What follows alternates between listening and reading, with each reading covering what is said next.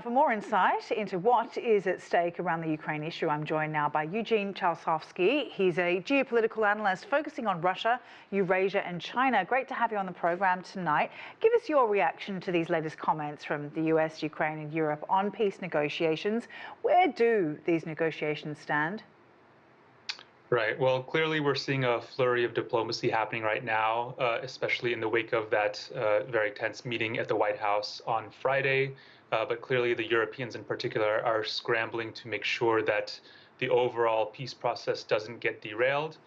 So that's where we're seeing a lot of these meetings, especially under the leadership of the UK, of France, in order to try to salvage not only the U.S. Ukraine relationship, but a broader peace negotiation over the future of Ukraine. And Mr. Trump's recent comments on Ukraine's assets were not the first time in his new term that he has mentioned taking over a country's mineral holdings. What are some of Ukraine's most important natural resources, and what did Trump want out of this deal? Right. Well, Ukraine has a lot of critical minerals that are it's got a rich abundance of them. Everything from titanium to lithium to rare earth elements. I think it's worth noting, actually, that it was Zelenskky himself that initially proposed this type of partnership with the U.S. even before Trump was president, when he met with him back in September of last year before the elections.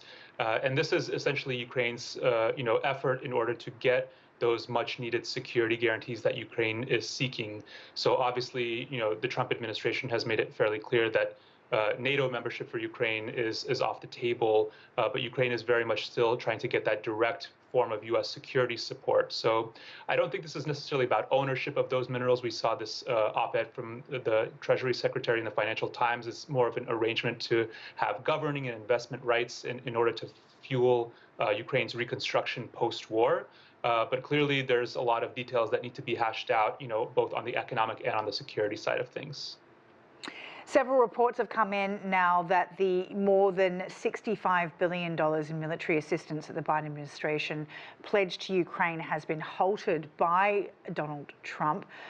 What does that mean for Ukraine's fight against Russia? How much can Europe really step in at this point, given that so many countries within Europe are suffering from a military deficit of their own?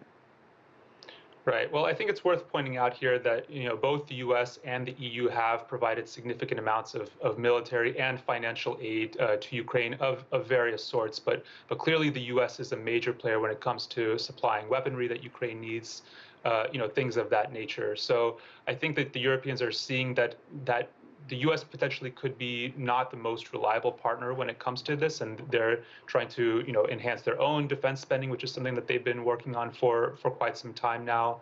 But really, from Ukraine's perspective, it's both the Europeans and the Americans that they need, in the U.S. in particular, in order to shore up their defenses. But of course, as we've seen from the Trump administration, the emphasis right now is on getting a deal done and then working things out after that happens. You mentioned the rebuilding efforts. At this stage, we don't know when that's going to start, given Zelenskky today said that the war is likely to continue to go on for some time.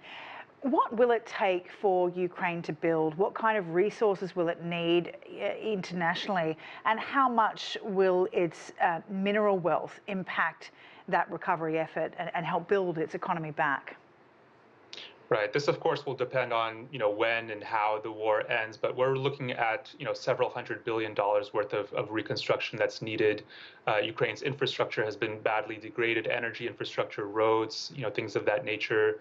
So this is something that I think that the critical minerals will be an important element of in order to fuel that reconstruction. Again, this is not about the U.S. taking over those critical minerals as much as kind of guaranteeing that any revenues from those minerals are used in a transparent way and are used to fuel that recovery. So I think that this is something that the U.S., especially under Donald Trump, is really making sure that they're pivoting away clearly from foreign aid assistance and direct military assistance and looking at more of a transactional approach to that.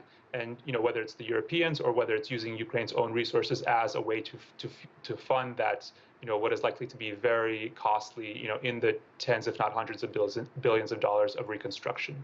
Is a deal with private companies or other countries for these kinds of resources an option now, especially if the US is off the table? I mean, how would that kind of arrangement look? Would it be similar, different to the deal proposed by Donald Trump?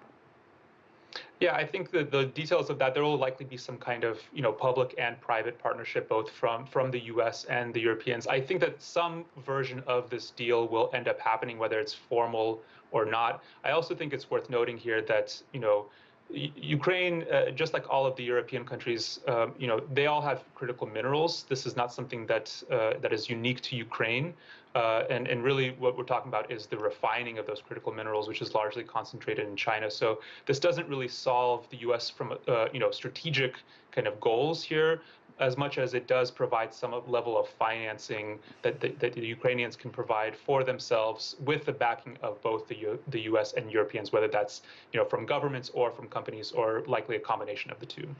Donald Trump suggested today that by taking a share in these minerals, it will allow a U.S. presence to be in Ukraine, which would help support security concerns.